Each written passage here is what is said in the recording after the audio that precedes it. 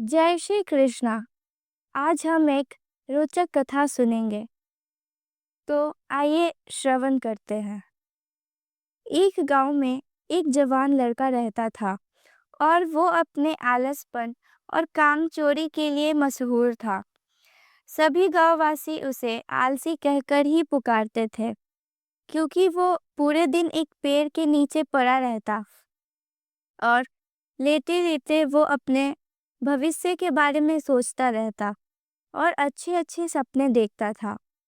उसके दिन ऐसे ही आलस में गुजर रहे थे।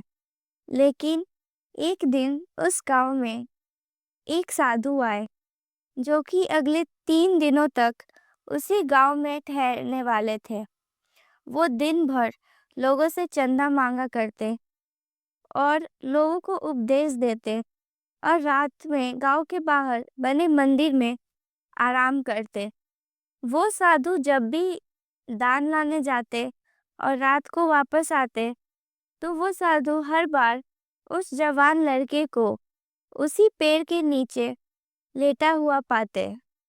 साधु 2 दिनों तक ये सब देखते रहे और समझ गए कि ये लड़का मानसिक आलस का गुलाम है। तीसरे दिन जब वो वापस लौट रहे थे, वो उस लड़के के पास गए जो अभी भी उसी पेड़ के नीचे लेटा हुआ था। साधु ने लड़के से कहा, बेटे, मेरे पास तुम्हारे लिए एक काम है। मैं चाहता हूँ कि तुम इस पहाड़ी के चोटी तक जाओ और वहां से मेरे लिए एक पंख लेकर आओ। लड़के ने लेटे लेटे ही अपना सर पहाड़ी की तरफ किया और अपनी नज़र उस पहाड़ की चोटी की तरफ ले गया और उसने साधु की तरफ देखा और उपहास लेते हुए कहा, ये असंभव है। मैं उस पहाड़ी के ऊपर तक नहीं जा सकता। मैं बहुत आलसी हूँ। साधु ने मुस्कुराते हुए कहा, अरे, जिस पंख की तलाश है वो इस पहाड़ी के शिखर पर नहीं मिलेगा। वो तो इस पहाड़ी की दूसरी तरफ एक गुफा के अंदर मिलेगा, जिसके लिए एक पहाड़ी के शिखर तक चढ़कर फिर नीचे उतरना होगा। लेकिन वो कोई साधारण पंख नहीं है। वो ऐसा पंख है जिसे तुमने कभी नहीं देखा होगा। वो पंख रेयर लेकिन सुंदर पंख है जो रोशनी बिखेरती है। साधु के इन बातों से उस लड़के के अंदर उत्साह बढ़ गई। उसने आज से पहले ऐसे पंख के बारे में कभी नहीं सुना था और ऐसे रोमांचक सफर के लिए वो सुनकर अंदर ही अंदर उत्साह पूर्वक हो गया था। इसलिए उसने साधु की चुनौती को कबूल किया और वो पहाड़ी की तरफ चल पड़ा। लेकिन चढ़ाई बहुत लंबी और मुश्किल थी। जल्द ही लड़के का शरीर थकने लगा, सांस फूलने लगी और शरीर से पसीना बहने लगा। लेकिन फिर वो जैसे जैसे ऊपर और ऊपर चढ़ता गया, उसे खुशी महसूस होने लगी, जिसे उसने आज से पहले कभी महसूस नहीं किया था। आखिरकार जब वो कड़ी मेहनत और लंबे कोशिशों के बाद पहाड़ी के शिखर पर पहुंचा, तो वो पूरे तरीके से थक चुका था, लेकिन वो बहुत खुश था। उसे अंदर से आत्मा संतुष्टि का एहसास हो रहा था। उसके चेहरे पर योद्धाओं जैसी मुस्कान थी, जैसे उसने कोई युद्ध जीत लिया हो। फिर उसने पहाड़ी के शिखर से नीचे देखा। उसके सामने एक बहुत ही मनमोहक नज़ारा था। लेकिन असली चुनौती आगे थी, क्योंकि उसे फिर उस पहाड़ी से नीचे भी उतरना था और उस गुफा को भी ढूंढना था जिसमें पंख मिलने की बात कही गई थी। नीचे उतरना बहुत ही ज़्यादा मुश्किल और खतरनाक था, क्योंकि ढलान ज़्यादा गहरी थी और चढ़ाई के समय लड़का बहुत बार लड़खड़ाया और गिरा भी था। तो वो डर भी उसके अंदर था लेकिन साधु को वो पंख लाके देने के वादे की वजह से वो लगातार आगे बढ़ता रहा। काफी खोज, मुश्किल और कड़ी मेहनत के बाद जब वो अंत में गुफा तक पहुंचा, तो उसने देखा कि पंख वहीं पड़ा हुआ था, जो कि ऊपर एक बड़ी सुराख से आने वाली रोशनी की वजह से चमक रहा था। फिर उसने उस पंख को उठाया और उसकी सुंदरता को देखता ही रह गया। वो काफी देर तक पंख को ही घूरता रहा, लेकिन फिर अचानक उसे याद आया, मुझे तो अभी वापस भी जाना है। उसने खुद के तरफ देखा।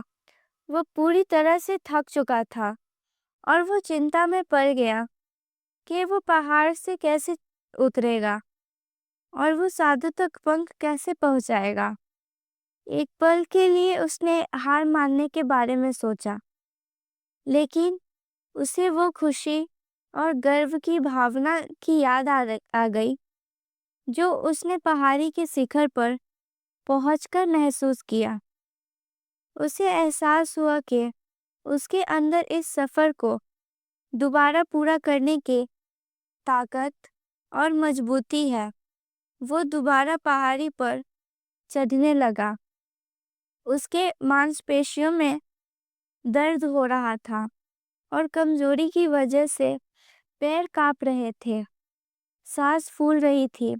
वो कई बार लड़खड़ा कर गिर भी पड़ा, लेकिन उसने हार नहीं मानी। वो खुद को आगे बढ़ाने के लिए लगातार मोटिवेट करता रहा। अथक मेहनत और घंटों की कड़ी कोशिशों के बाद जब वो साधु के पास पहुंचा और उनके हाथों में वो पंख रखा, तो उसके खुशी का ठिकाना न रहा। उसे महसूस हुआ कि उसने आज अपने आलस पर काबू पा लिया है और कुछ बढ़िया करके दिखाया है। उसके चेहरे पर इतनी खुशी और संतुष्टि का भाव देखकर साधु मुस्कुराए और बोले, बहुत बढ़िया मेरे बच्चे, आज तुमने जीवन का बहुत ही महत्वपूर्ण सबक सीखा है कि आलस कोई ऐसी चीज नहीं है जिसे स्वीकार कर लिया जाए, बल्कि आलस एक चुनौती है जिसे दूर करना चाहिए। ये एक बाधा है जिसे पार करना होगा और आलस को खत्म करने के लिए तुम्हें अपना पहला कदम उठाना ही होगा। अपने मकसद के तरफ चलना ही होगा और तब तक चलते रहना पड़ेगा जब तुम अपनी मंजिल को हासिल नहीं कर लेते। लड़के ने साधु के शब्दों की गहराई और उसके मकसद को समझते हुए हाँ में अपने सर हिलाया। आज उसे एहसास हुआ कि वो हमेशा ही बड़ी और महान चीजों करने में काबिल था, लेकिन उसकी आलस ने उसे रोक रखा था।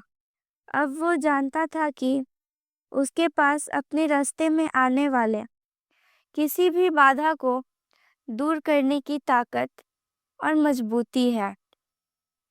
इसके बाद साधु ने उस लड़के को आशीर्वाद दिया और उस गांव से चले गए।